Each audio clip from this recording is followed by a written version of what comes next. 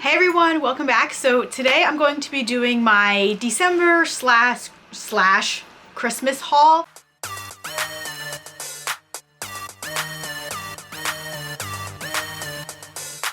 So I recently just did a haul from November, which was pretty much my big book outlet Black Friday sale haul for the most part. So what I'm going to show you today is going to be all the things I bought either while Christmas shopping, because y'all know when I get in the area of a Barnes & Noble, I can't help myself. I at least have to buy something.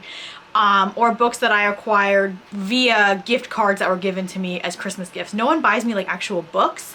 I'm gonna start compiling like a wish list on my Amazon in case someone wants to do it that way. But for the most part, I did get 2 Barnes & Noble gift cards and an Amazon gift card for Christmas. So the one Barnes & Noble gift card I actually used to pay for my membership for the year.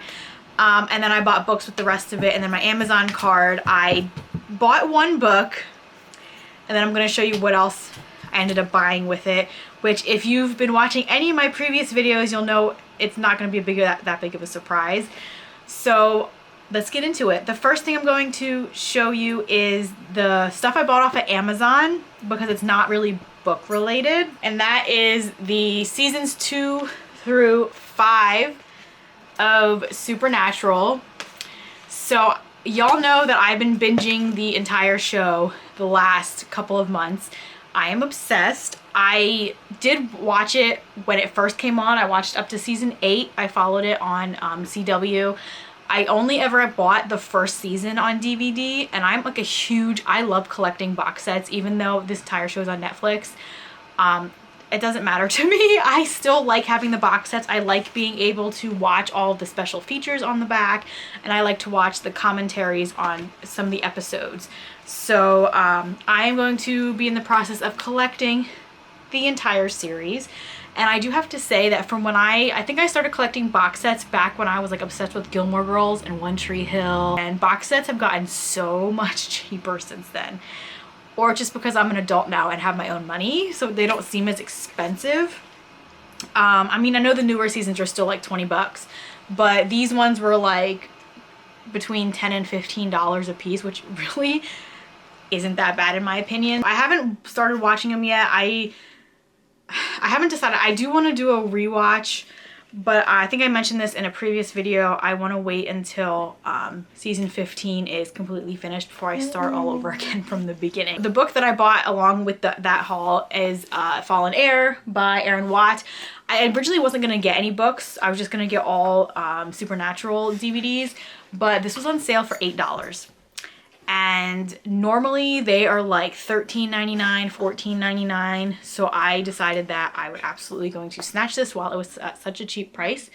So Fallen Heir is the 4th book of the Royals series, but it is the 1st book of the Easton duet. And I am so excited to get into Easton's story that was kind of hinted at in Twisted Palace, and y'all know that was like a book, one of my favorite books of last year that I read at the end of the year. So right now I'm in the middle of a readathon, but once that readathon is over, I have a little bit more leeway of what I read for the month, so this might be one of the first ones I pick up after the readathon. With my Barnes & Noble gift cards, I bought a few things. So I was browsing the website, and this first book is one that I'm not a thriller suspense reader. You all know this. But I'm starting to kind of get a little bit more interested in pursuing certain books in that genre. And this is a book that, even though I know Jess from Peace Love Books loves her romances, but she read this one and loved it. I think it was one of her favorite books of the year, if I'm not mistaken. And that is No Exit by Taylor Adams. I really had no interest in it. I honestly had this one, I just bypassed it. Didn't stick with me at all. But now all of a sudden I keep hearing so many different booktubers talking about it.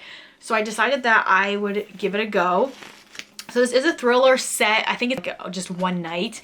And it's set in the winter at a truck stop, and this girl is on her way home from college, I believe, and gets stranded in a snowstorm with a few other people at this truck stop.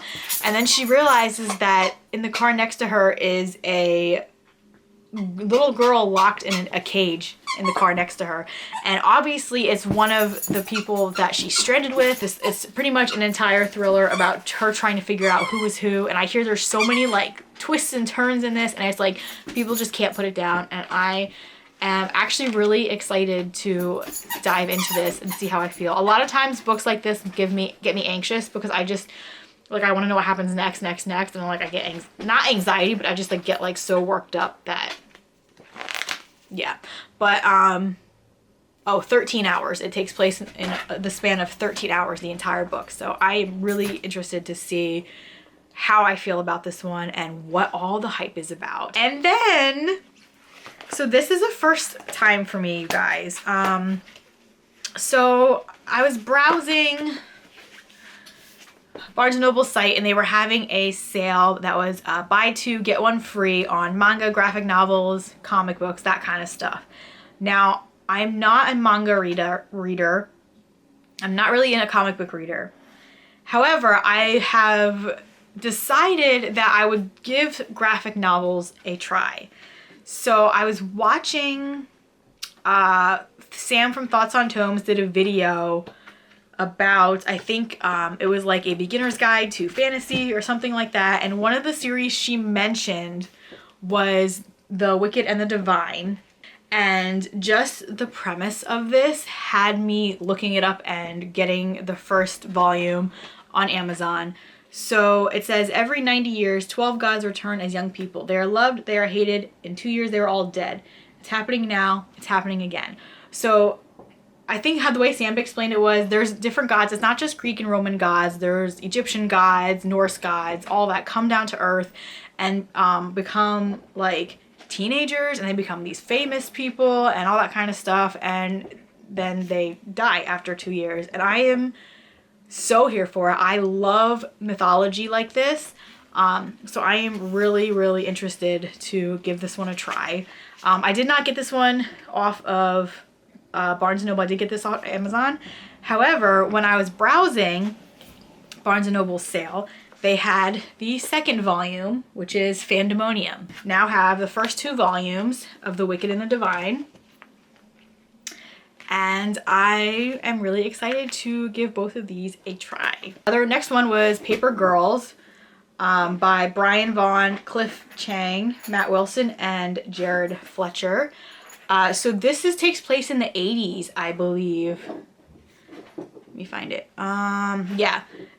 In the early hours after Halloween of 1988, 4 12-year-old newspaper delivery girls uncover the most important story of all time. Suburban drama and supernatural mysteries collide in this smash hit series about nostalgia, first jobs, and the last days of childhood. Now this sounds something that's right up my alley. I love historical stuff like this. I generally prefer it to be like older history. Like I'm not a big modern history sort of person, but this one just sounds really good. I'm unfortunately not an 80s baby, but this is far enough. This is 88. I was born in 91, so this is like close enough to my era where I feel like I will relate a little bit to a lot of the stuff that happens in this, or a lot of like the pop culture or anything in it. Like I feel like I would be right there with it. So I'm really excited to give this first one a try. And then this was a surprise, this next one that I ordered, because I was not at all aware that something like this existed. And when I saw it, I was like, no way. Are you fucking kidding me? I have to try this and see what it's all about. And that is Scooby Apocalypse. I fucking loved Scooby-Doo as a child. I still enjoy Scooby-Doo. But like, there's a Scooby-Doo graphic novel and I am here for it. I couldn't not believe such a thing existed, and my dog is chewing her bone on the wood floor, so that's what that noise is. I'm gonna try to talk over it because she's fucking loud. You're loud. Yeah. Okay. So let me see if I can find, I don't know, are there, Keith Giffen, J.M. DeMatteis, and Howard Porter are the writers and authors of this. And I'm just, what is happening here? Fred, Daphne, Velma, Shaggy, Scooby-Doo, roaming the globe in their lime green mystery machine, they've solved countless crimes and debunked dozens of sketchy supernatural shenanigans. But what if the horror was real? Something terrible has transformed our world, turning millions of people into hordes of monsters. And only 5 people, well, 4 people and 1 mangy mutt, have the smarts, the skills, and the sheer crazy courage to stare down doomsday. Can these pesky kids and their canine companion, using every incredible contraption in our arsenal, defeat the evil that has overwhelmed planet Earth? We've only got one thing to say about that. Zoinks! What? This... Let me tell you, when I saw the Scooby Natural episode of Supernatural, my mind was blown. It was so good. It was reminiscent of the original Scooby episodes, not the new, the new ones, or like the animation is off. It's not the same thing. It was like so reminiscent of the original Scooby. I was so happy the way that the writers did it. So I'm really interested to see how they do it in this format. I just am like blown away. Just like look at the artwork and the color and like I'm so excited. So I have to see if, because my coworker and friend at work is obsessed with Scooby-Doo even to this day. So I have to read this and see if it'll be worth spreading the love and sharing it with my fellow coworkers, because oh my god, how could you not? It's fucking Scooby-Doo. So yeah, so those are the graphic novels I acquired in December. Now, because I've never read a graphic novel before. So I think I'm going to actually do a reading vlog with me reading my first ever graphic novels, which will be the first of three different series. So you can look forward to that coming up. I don't know when, I don't know if it'll be in January or February maybe, but definitely going to be trying to do that sooner this year rather than later. This final book that I acquired was the one I bought while we were out Christmas shopping. I had a vlog I was doing during the time, and I talked about this, and I talked about the first Wicked and the Wicked and the Divine in that vlog, but I decided that I only vlogged for like 2 days, so I scrapped everything because it wasn't worth it. But the other book that I acquired while out Christmas shopping at Barnes & Noble was The Whisper Man by Alex North.